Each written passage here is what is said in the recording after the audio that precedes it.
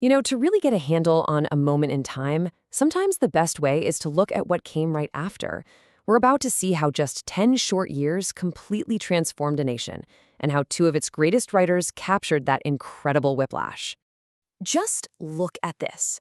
On one side, you've got the absolute height of glamour and fun in the 1920s. And on the other, the grim reality of the 1930s. What's so wild is that these aren't generations apart. Nope, this was the same country, just a handful of years later. So it really makes you wonder, right? How does a society go from this kind of roaring high to such a crushing low, almost overnight? Well, to figure that out, we've got to dive into the story of these two very, very different decades. Okay, let's start with the high point. We're heading back to the Roaring Twenties, a time that everyone started calling the Jazz Age.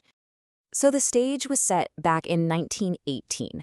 After the absolute nightmare of World War I, this huge wave of relief just washed over the country. It kicked off a decade-long party that honestly felt like it would never end. Until, of course, it did. Big time. In 1929. At its heart, the Jazz Age was basically one big collective sigh of relief. It was all driven by this deep, powerful urge to just forget the horror of the war and, celebrate being alive. Everybody was ready for a good time. So when you boil it all down, the whole era was really defined by that feeling of post-war relief and this almost frantic desire for fun. And what was the perfect soundtrack for all of it? That new electric sound of jazz, of course. But as we saw, that party came to a sudden, spectacular end. And it plunged America into a totally different decade, the Great Depression. And it all pivoted on a single year, 1929.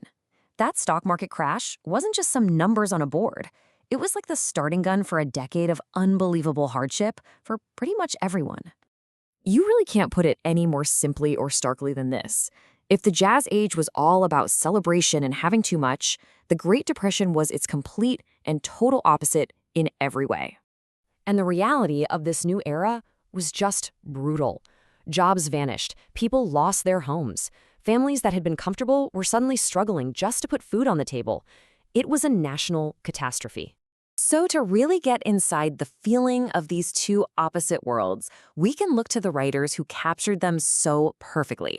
Let's look at how two literary giants, F. Scott Fitzgerald and Ernest Hemingway, basically became the voices of their own unique realities.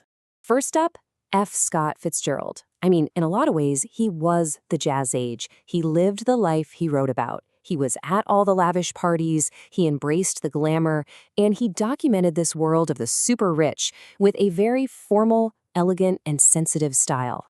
And then, in the other corner, you have Ernest Hemingway, a mirror opposite in almost every single way.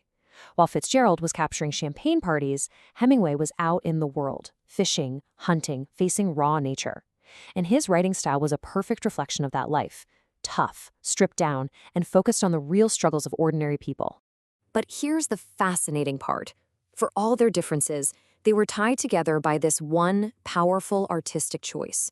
Both of them poured their own lives, their own unfiltered experiences right into the characters they created. And the parallels are just undeniable. In The Great Gatsby, Fitzgerald was channeling his own frustrations as a poorer guy in love with a wealthy woman. Meanwhile, Hemingway, who actually got wounded in World War I, gives his main character in Our Time that exact same injury. For both of them, their fiction was deeply, deeply personal. Okay, so we've put these two eras and these two authors side by side. But why? What's the point? Well, it's because the act of comparison itself is one of the most powerful tools we have for getting to a deeper understanding of, anything. This is that classic technique of compare and contrast.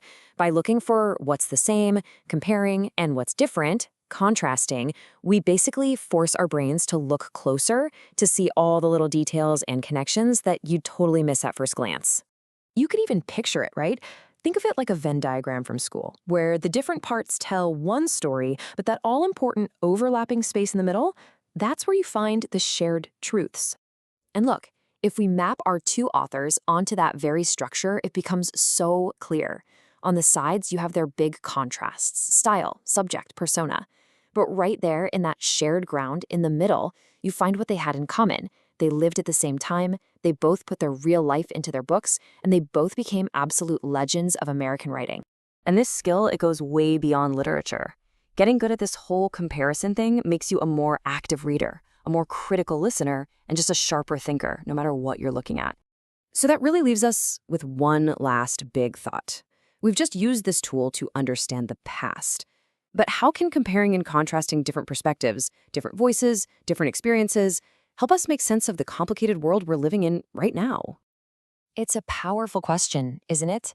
And the best part is, the tool you need to start answering it is always right there, ready for you to use.